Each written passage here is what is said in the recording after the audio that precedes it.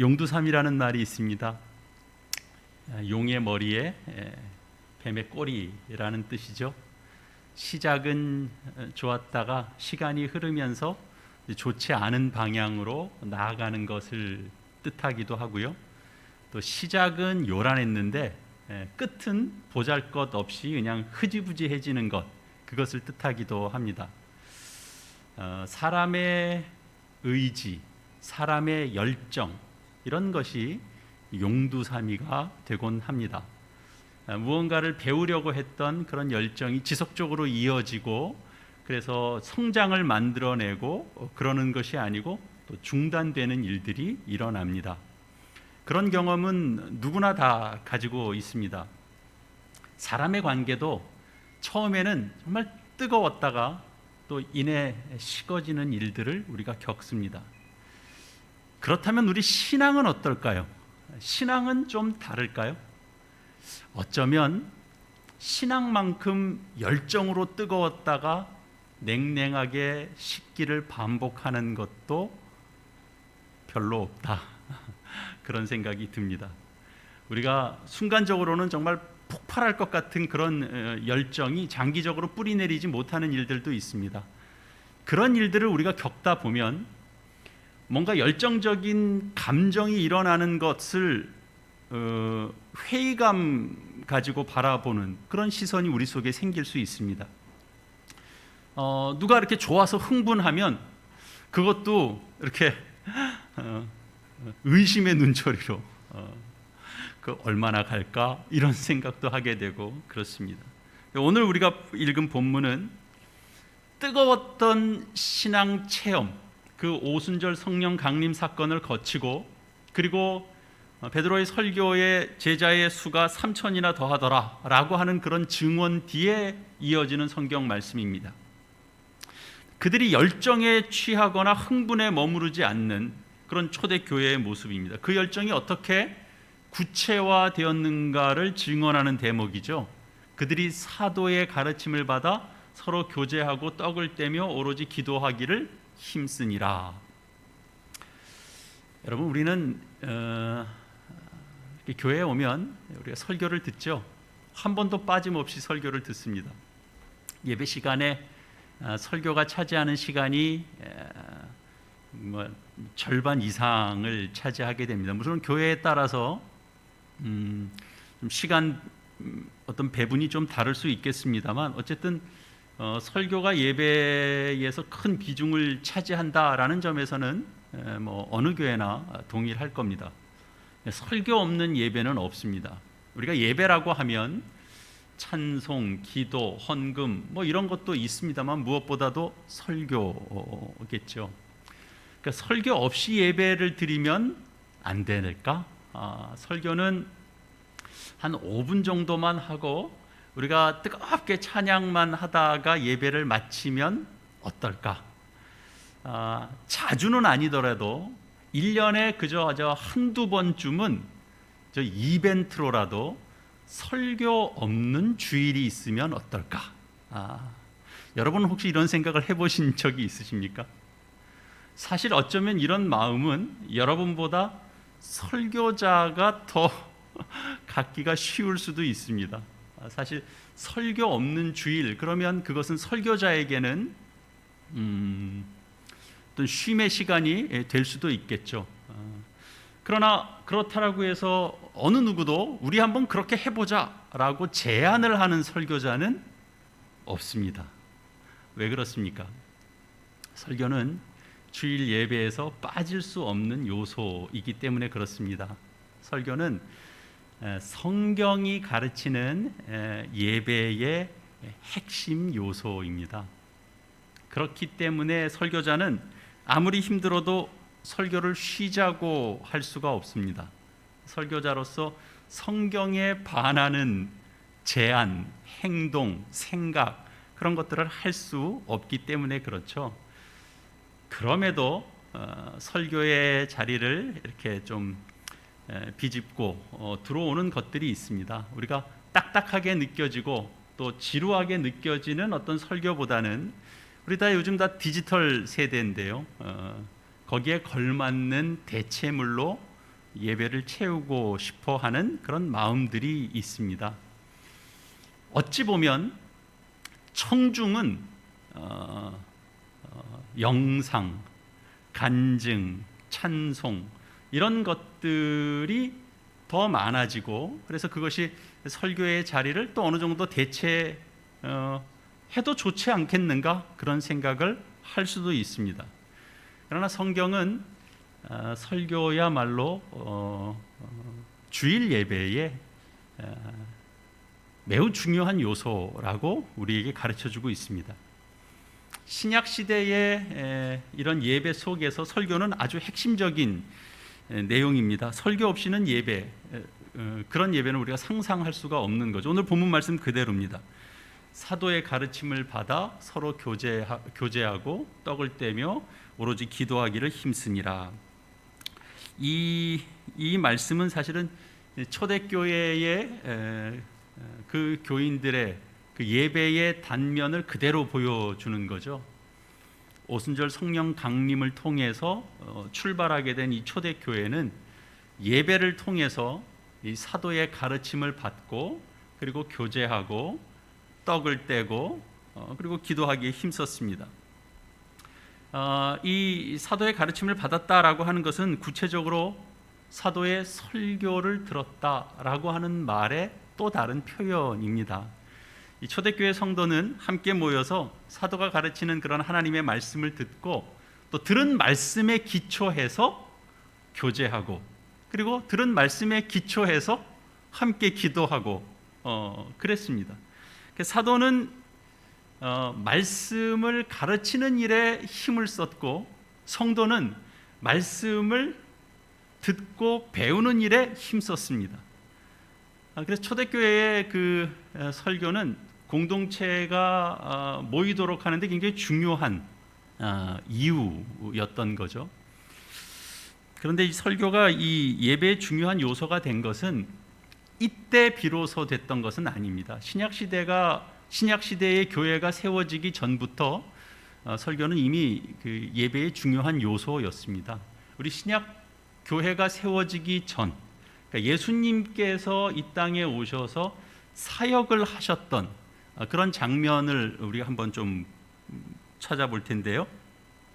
신약 성경 누가복음 4장 말씀 한번 보시겠습니다. 오늘 사도행전 말씀에서 앞쪽으로 조금 넘기시면 누가복음 4장 말씀이 있습니다.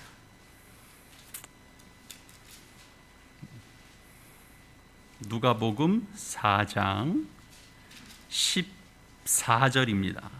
93페이지 있습니다.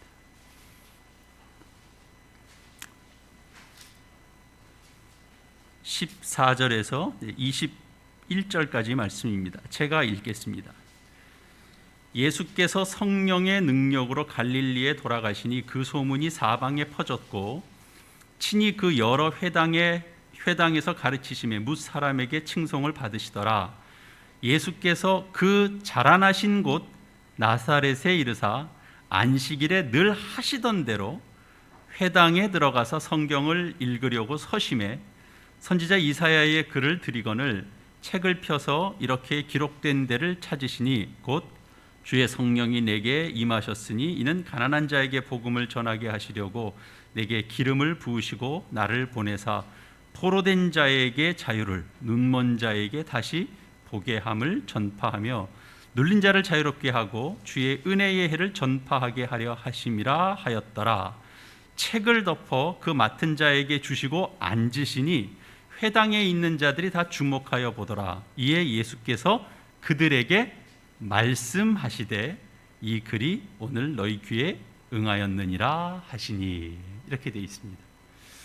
여러분, 그러니까 신약 교회가 세워지기 전에 유대인들은 회당에서 예배를 드렸습니다. 그러니까 회당 예배라는 것이 있었습니다. 근데 정확히 언제서부터 이것이 시작되었는지는 사실 정확하지는 않습니다만, 그 바벨론 포로기 때 이 회당들이 생기면서 거기에 모여서 그들이 예배드리는 그런 모습들이 이제 생겨났을 것이라고 생각이 됩니다. 사방으로 흩어져 있던 유대인들 대다수가 회당을 중심으로 그들이 예배를 드렸습니다. 회당 예배는 이를테면 뭐 구약 시대에 그들에게 이렇게 이어져 왔었던 희생 제사는 없습니다. 회당에 모여서 그들이 예배할 때는 그들이 성경을 낭독합니다. 그리고 그 성경에 대해서 그들이 해설을 나눕니다. 그리고 말씀에 기초해서 기도합니다. 그러니까 그런 요소들이 함께 더해져서 이제 회당 예배가 형성이 되는 거죠. 성경을 낭독한 다음에 해설하는 시간, 그 말씀을 풀어서 이야기하는 시간, 그것이 설교에 해당될 겁니다. 그래서 누가복음 4장 24절에서 21절 내용은 당시에 그들의 풍습을 따라서 예수님께서 회당 예배를 인도하시는 모습이 그대로 그려지고 있습니다. 안식일에 회당을 찾아가셨습니다. 그리고 성경을 낭독하기 위해서 일어나셨습니다. 회당 예배를 돕는 누군가가 있어요. 그 누군가가 선지자 이사야의 글을 예수님께 드립니다. 예수님께서 이사야 61장 1절과 2절 부분을 이제 펴시면서 읽으시고 그리고 본문의 의미를 가르치시는 말씀을 한 겁니다. 설교를 한 거죠. 그러니까 회당 예배가 있었다라고 하는 이 사실은 사도행전의 15장 21절 내용에서도 그게 나오는데 제가 읽어드리겠습니다. 이는 예로부터 각 성에서 모세를 전하는 자가 있어 안식일마다 회당에서 그 글을 읽음이라 하더라. 사도행전 15장 21절 말씀입니다. 여기 모세를 전하는 자가 있어. 모세를 전하는 자라는 것은 모세가 기록한 성경 5권, 모세 오경을 설교하는 자입니다. 그런 뜻입니다. 그러니까 그 전부터 각 성에서 모세 오경을 설교하는 자가 있었고, 그들이 안식일마다 회당에서 모세 오경을 읽고 가르쳤다라는 것이 이 사도행전을 기록한 누가의 이제 증언입니다.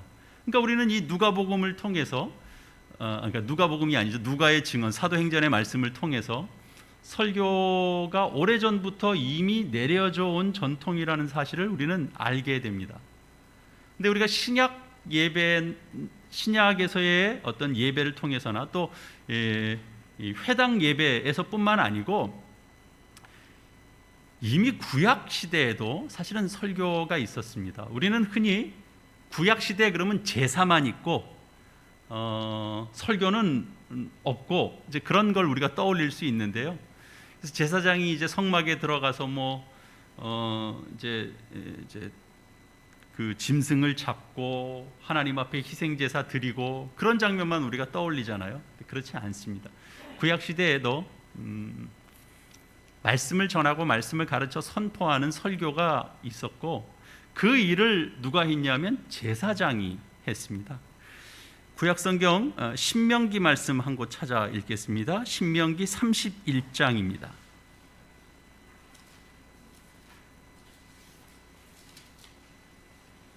구약성경 311페이지 어간에 있습니다. 신명기 31장입니다.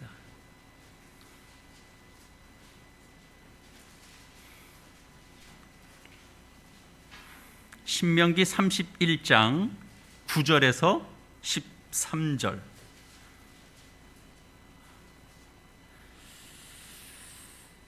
읽겠습니다. 또 모세가 이 율법을 써서 여호와의 언약궤를 매는 레위 자손 제사장들과 이스라엘 모든 장로에게 주고, 모세가 그들에게 명령하여 이르기를 매 7년 끝에 곧 면제년의 초막절에 온 이스라엘이 내 하나님 여호와 앞 그가 택하신 곳에 모일 때에 이 율법을 낭독하여 온 이스라엘에게 듣게 할지니, 곧 백성의 남녀와 어린이와 내 성읍 안에 거류하는 타국인을 모으고 그들에게 듣고 배우고 내 하나님 여호와를 경외하며 이 율법의 모든 말씀을 지켜 행하게 하고, 또 너희가 요단을 건너가서 차지할 땅에 거주할 동안에 이 말씀을 알지 못하는 그들의 자녀에게 듣고 내 하나님 여호와 경외하기를 배우게 할지니라. 이스라엘 백성은 제사장과 장로에게 말씀을 듣고 그리고 배워야 했고, 제사장과 장로는 이스라엘 백성들에게 말씀을 가르쳐야 했습니다. 설교해야 했던 거죠. 그러니까 제사장의 손에는 희생 제물의 피만 있는 것이 아니라 하나님의 말씀이 들려 있었던 겁니다. 그들의 입술에 하나님의 말씀이 있었습니다. 백성들을 주의 말씀으로 가르치고 그리고 그들을 말씀을 따라서 행하도록 하는 것이 또 제사장의 아주 고유한 역할이고 사명이었습니다. 그러니까 제사장은 설교자였습니다. 그러니까 하나님의 말씀을 설교하는 장면, 그런 장면은 구약에서도 여러 곳에서 우리 만날 수 있습니다. 느헤미야에서도 우리 확인할 수 있는데요. 느헤미야 8장 말씀을 또 찾아보시겠습니다.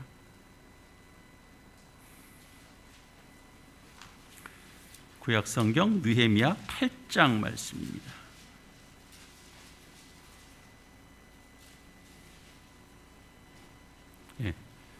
느헤미야 8장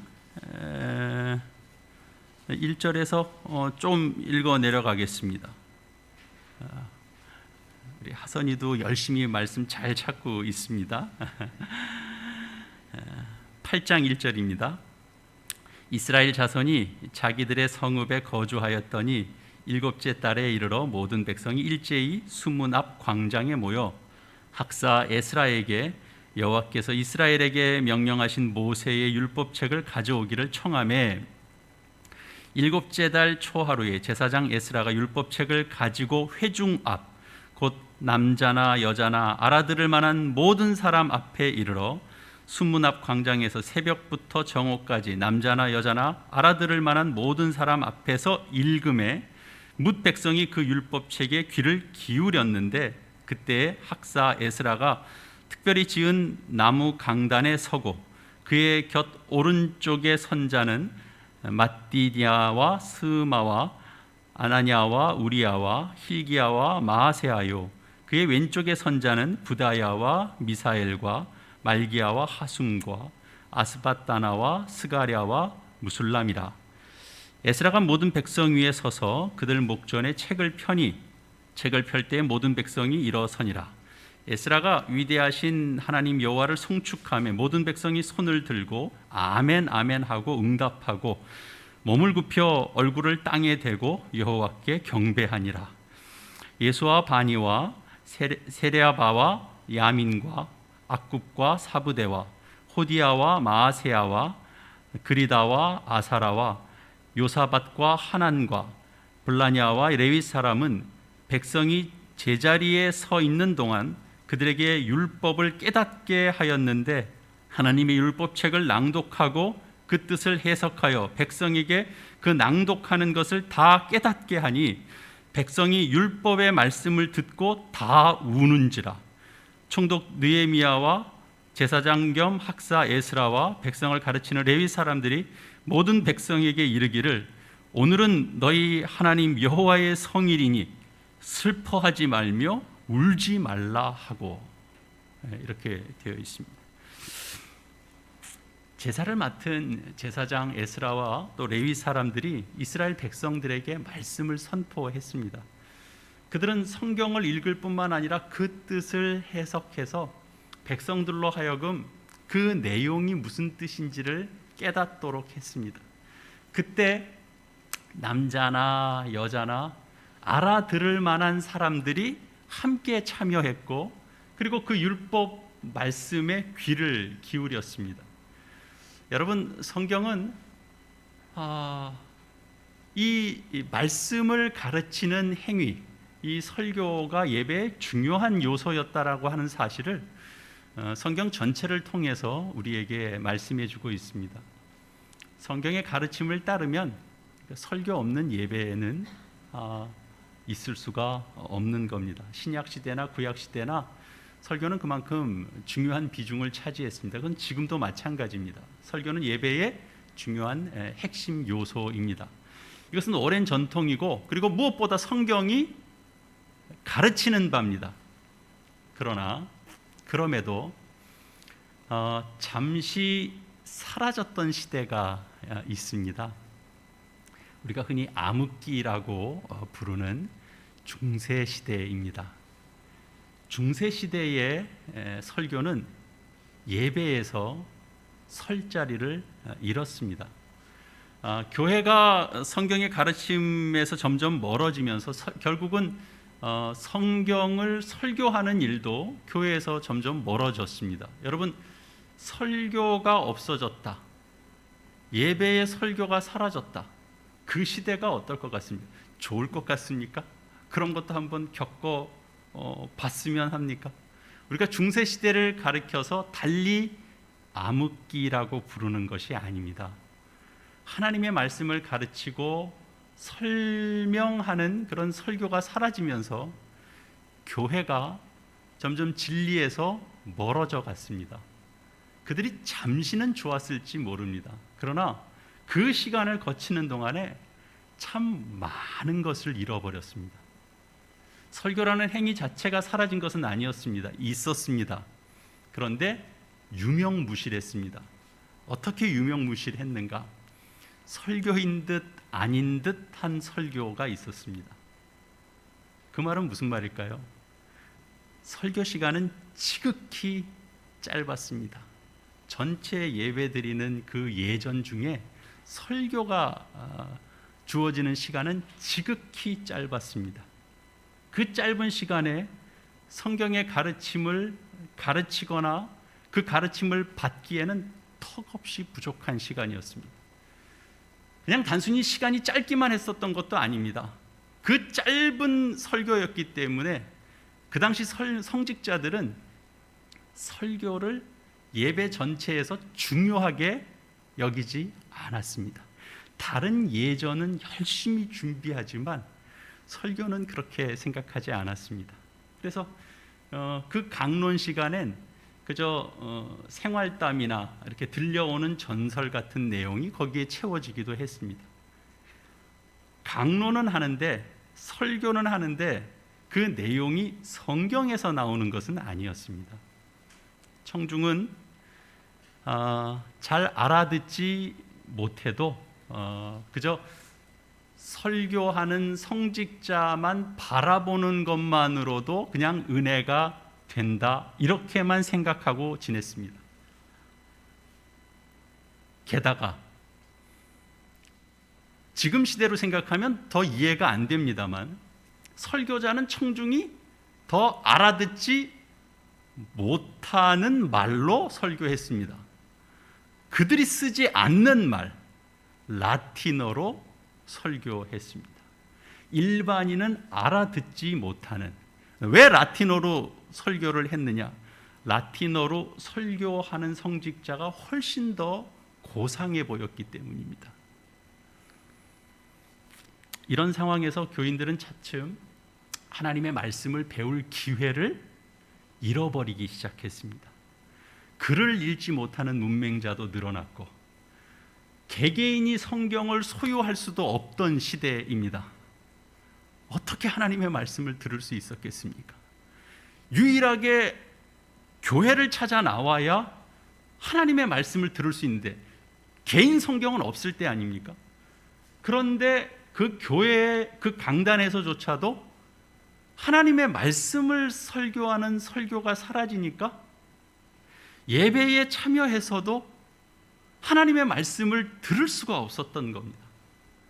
그러면 교회나 개인이나 다 하나님의 말씀에서 멀어질 수밖에 없는 거죠. 바로 이런 시대였기 때문에 어떤 순회 설교자가 마을 찾아가서 돈으로 면죄부를 사면 여러분이 다 천국에 갈 수 있습니다. 여러분이 던지는 그 동전잎이 이 헌금함에 땡그랑 하고 소리가 나는 동시에 천국에서 여러분을 환영하는 종소리가 땡그랑 하고 울립니다. 그 말이 다 먹혀 들어갈 수 있었던 겁니다. 그때 군중들은 무슨 말을 해도 다 속았습니다. 다 믿고 따랐습니다. 요즘도 우리 시대에 사실 설교가 훨씬 더 짧았으면 좋겠다 이런 생각을 갖는 그런 경향성들은 지금도 있을 수 있습니다. 근데 우리가 생각을 해보면 우리가 이제 주 중에 시간이 한 160시간이 넘잖아요. 그 주중의 시간들을 보내고 주일에 하나님 말씀 듣는 시간이 30분에서 40분 어간입니다. 우리가 이 시간마저 더 줄어든다면 어떤 위기를 우리도 얼마든지 겪을 수 있다 이런 생각이 듭니다. 설교 시간이 짧아진다는 것은 그만큼 우리가 하나님의 말씀을 들을 수 있는 시간이 짧아지는 것을 말하고요. 결국은 하나님을 이해하고 인식하고 배우고 관계 맺는 시간도 멀어질 수 있기 때문입니다. 그 피해는 고스란히 누가 떠안게 되느냐? 우리가 중세시대를 거쳐왔지만 그 피해는 고스란히 우리가 떠안게 될 겁니다. 그래서 종교개혁의 가장 큰 유익, 종교개혁이 일어나서 가장 큰 공헌은 뭐냐면 바로 중세시대 때 잃어버렸던 그 설교의 위치를 다시 회복했다라는 거죠. 예배의 핵심된 자리에 말씀 선포가 자리하게 되고 말씀을 강론하고 설교하는 것이 제자리를 찾게 되는 일들이 이제 교회 속에서 일어나게 됐습니다. 그래서 종교개혁자 마틴 루터는 믿음은 결국 들음에서 난다. 그것을 그는 설교라고 얘기했습니다. 설교를 듣지 않고는 구원의 도리를 깨달을 수 없다라고 강조했습니다. 그래서 설교 시간에 늘 하나님의 말씀 선포해야 된다라고 늘 강조했었던 겁니다. 그래서 하나님의 말씀이 선포되지 않는 설교, 그리고 그런 설교가 차지하고 있는 예배는 무슨 예배가 아니라고까지 강하게 얘기했습니다. 우리 교회 역사를 통해서 보더라도 이 하나님의 말씀을 선포하는 그런 설교가 부흥할 때 교회에도 부흥의 역사들이 있었다라는 것들을 우리가 알게 됩니다. 여러분, 설교를 잘 듣기 위해서는 설교가 무엇인지 우리가 알아야 될 겁니다. 그렇지 않으면 우리가 제대로 들을 수도 없고 우리에게 유익도 없을 겁니다. 우리는 자기가 듣고 싶은 것만 잘 듣는 그런 성향이 있고, 그리고 그러다 보면 자기 생각과 다르면 우리가 쉽게 비판하게 되기 때문에 그렇습니다. 혹여 우리가 잘못된 설교를 들어도 우리가 분별하지 못하게 됩니다. 그래서 설교에 대한 이해가 결국은 설교 듣기에 성패를 좌우한다, 그렇게 말할 수 있습니다. 대부분은 우리가 지난 시간에도 한번 언급된 것처럼 설교 듣기에 대해서는 우리가 잘 가르침 받지 못하고 있는 형편입니다. 하나님에 대해서, 예수님에 대해서, 구원에 대해서, 천국에 대해서, 죄에 대해서, 교회론에 대해서, 섬김과 봉사에 대해서, 전도에 대해서, 기도에 대해서 얼마든지 많은 주제들을 교회가 함께 나누고 있습니다만, 그러나 설교 듣기에 대해서는 우리가 잘 다루지 않습니다. 그냥 자연스럽게 세월이 지나면서 몸에 체득된 대로 내 방식대로 설교 듣기를 하고 있는 셈입니다.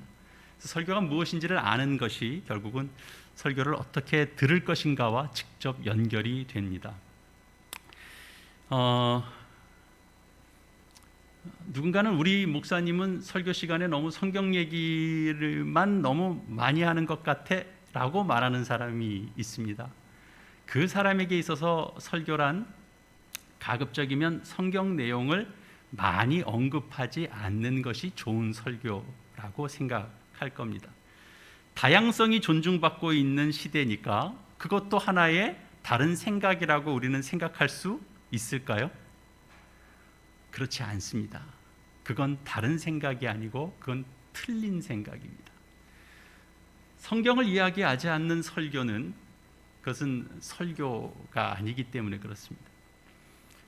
문화센터의 강사가 가르치는 어떤 삶의 지혜, 그런 것과 별로 다르지 않습니다. 우리 목사님은 설교 시간에 세상의 흐름, 어떤 경향성, 이런 것들을 많이 말해주니까 그게 참 좋다라고 생각하는 사람에게 있어서 설교란 하나님의 말씀 선포보다는 일종의 시사 토크 같은 걸 기대하는 겁니다. 사실 그런 걸 기대한다면 좀 어줍지 않은 설교자를 통해서 시사에 대한 얘기를 듣는 것보다는 그냥 전문적인 탐사 보도를 유심히 보는 게 훨씬 더 유익합니다.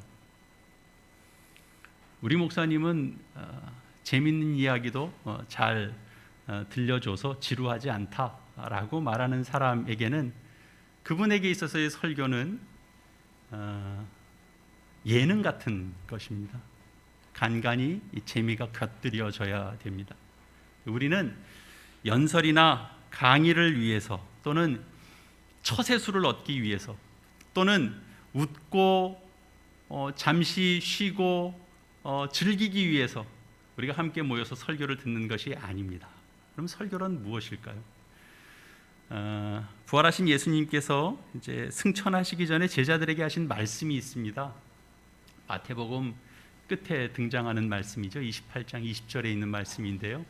내가 너희에게 분부한 모든 것을 가르쳐 지키게 하라. 볼지어다 내가 세상 끝날까지 너희와 항상 함께 있으리라 하시니라 입니다. 여기 가르쳐 지키게 하는 것, 그것이 설교입니다. 설교에서 포함되어야 하는 내용은 내가 너희에게 분부한 모든 것이어야 합니다. 설교한다라고 하는 것은 부활하신 예수님께서 주신 명령을 실천하는 일이 됩니다. 사도들은 부활하신 예수님의 명령에 순종했습니다. 그들은 많은 사람들을 가르쳤고 그리고 가르친 것을 그들이 지키도록 교육했습니다. 지키도록 가르쳤습니다. 다른 것으로 그렇게 한 것이 아니라 설교를 통해서 그렇게 했습니다. 교제를 나누면서 그렇게 한 것도 아니고요. 다른 무엇을 동원한 게 아닙니다. 그들이 말씀을 전하는 것을 통해서 그들이 주께서 분부하신 명령을 그들도 따라 지키는 자가 되도록 그렇게 사역을 했습니다. 그래서 이 사도들의 행적을 담은 이 사도행전에는 이 사도들이 설교한 흔적이 많이 등장하고 있는데요. 그러나 우리 성경 어디에도 설교라는 단어는 단 한 군데도 나오지 않습니다. 대신 다 이런 표현들이 있습니다. 가르쳤다, 전도했다, 전파했다, 강론했다, 권면했다, 증언했다. 다 같은 표현입니다. 사도들이 설교했다라는 것의 다른 표현들입니다. 그러면 역으로 설교란 무엇인가? 가르치고 전도하고 전파하고 강론하고 권면하고 증언하는 것입니다. 사도 바울이 디모데를 이제 목회자로 세우면서 이런 말을 했습니다. 내가 이를 때까지 읽는 것과 권하는 것과 가르치는 것에 전념하라. 그렇게 말씀합니다. 여기 읽는 것이라는 건 결국은 성경 낭독이고요. 권하는 것과 가르치는 것이라는 건 결국은 설교를 의미하는 것입니다. 설교자는 청중들에게 성경을 읽어줘야 되고 읽은 것을 토대로 권하고 가르쳐야 됩니다. 이것이 사도의 명령이고 또한 부활하신 주님의 명령이고 무엇보다 말씀의 참된 저자이신 성령 하나님의 명령입니다. 바울이 말하죠. 너는 말씀을 전파하라. 때를 얻든지 못 얻든지 항상 힘쓰라. 범사의 오래 참음과 가르침으로 경책하며 경계하며 권하라. 그렇게 말씀합니다. 디모데후서 4장에 있는 말씀입니다. 너는 말씀을 전파하라 라고 하는 이 말씀을 우리 이제 한국교회는 전도하라 이제 다 이해했습니다. 그래서 그 말씀은 그냥 당연히 전도라고 생각하는데 그렇지 않습니다. 그 말은 더 근본적으로는 설교하라 그 말입니다. 그래서 뒤에 나오는 가르치고 경책하고 경계하고 권하고 이것도 다 거기에 포함이 되는 거죠. 그러니까 설교라고 하는 것은 하나님의 말씀을 청중들에게 가르치고 그리고 경책하고 경계하고 그리고 권하는 것입니다. 사랑하는 교회 여러분, 우리 초대교회 그리스도인들은 무엇보다도 이 기독교의 가르침, 사도들의 가르침을 더 많이 알기를 갈망했습니다. 오늘날 우리 시대의 모습과는 사뭇 다릅니다. 오늘날 이 시대, 이 세상 사람들의 모습과는 정반대입니다. 현대인들은 다 기독교의 가르침을 철저하게 반대합니다. 매우 심각한 문제죠. 세상에서 기독교의 가르침을 싫어하는 사람들이 많죠. 더 많아지죠. 이전보다 더 많아졌습니다. 그러나 저는 개인적으로 그것을 비난하지 않습니다. 왜요? 세상 사람들이 교회의 가르침을 좋아할 리가 없기 때문입니다. 그건 너무나 당연합니다. 우리가 세상에 대해서 기대할 것이 있다면 그것은 기독교의 가르침에 대해서 배척하는 걸 우리는 기대하는 것이 맞습니다. 성경도 그렇게 얘기합니다. 그건 새삼스러운 일이 전혀 아닙니다.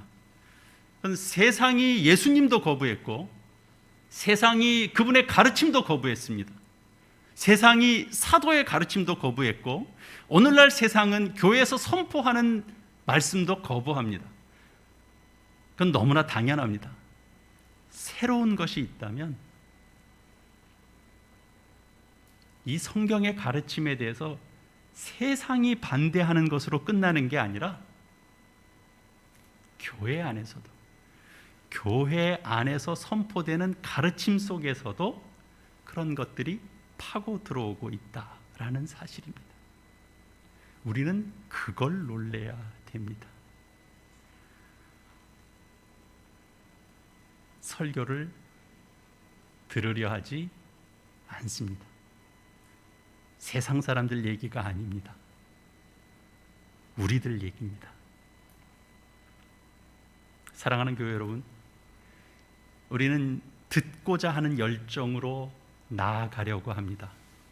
우린 세상의 온갖 정보들 속에서 분주한 시간들을 보냈습니다. 그리고 주님 앞으로 나옵니다. 우리의 귀는 하나님의 말씀 앞으로 열려 있어야 됩니다. 감각이 서야 됩니다. 말씀을 들으려고 해야 됩니다. 여러분이 이곳에 계신 이 예배 중에 여러분이 여기에 함께 있는 것은 하나님을 찬양하고 기도하는 것뿐만 아니고 중요하게는 주의 말씀을 듣기 위함입니다. 가르치는 자가 그 가르침에 열중할 때 여러분은 듣기에 열중하셔야 됩니다. 이 조화로움이 아름답게 맺어질 때 그 공동체는 귀한 성장, 아름다운 성장을 갖게 될 겁니다. 무대에서 열심히 연주한 연주자가 모든 것을 연주할 때 그것을 다 쏟아낼 때 관객은 그 듣기에 빠져들어야 됩니다. 예배에 나와 있는 모든 성도들도 주의 말씀 듣기에 열중하고 빠져들고 그리고 집중하고 그래서 하나님께서 부어주신 은혜를 우리가 마음에 담고 그리고 세상으로 나아갈 수 있어야 됩니다. 우리가 오늘 본 말씀이 그거죠. 남녀노소를 막론하고 알아들을 만한 자들은 모두, 남녀노소를 막론하고 알아들을 만한 자들은 모두 우리 교회 이야기입니다. 다 함께 모여서 함께 말씀을 듣고 나누고 있습니다. 알아들을 만한 자들은 모두 말씀을 들어야 한다라는 라는 이 성경 말씀에 우리가 아멘 할 수 있어야 됩니다. 우리가 설교 듣기를 멀리하면 결국은 하나님을 멀리하는 결과만 나을 뿐입니다. 그 가르침을 멀리하고서도 하나님과 가까워질 수 있으리라고 기대하는 것만큼 거짓된 것이 어디 있겠습니까? 우리 초대교회가 뜨거웠던 신앙 열정이 용두사미가 되지 않도록 하기 위해서 그들이 선택하고 걸었던 길이 무엇이었는지를 오늘 우리는 말씀 속에서 확인했습니다. 우리도 그 길을 따라가야 되는 겁니다. 오늘 말씀 우리가 함께 지금 본문이 어디로 가 있는지 잘 모르겠습니다만 우리 사도행전 2장 42절 말씀 우리 다 같이 한번 다시 찾아보죠.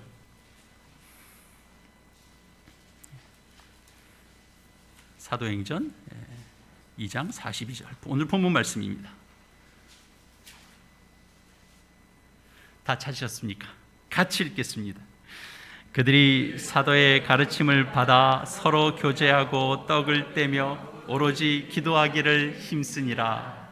아멘. 여러분, 가르침을 받아 교제하는 겁니다.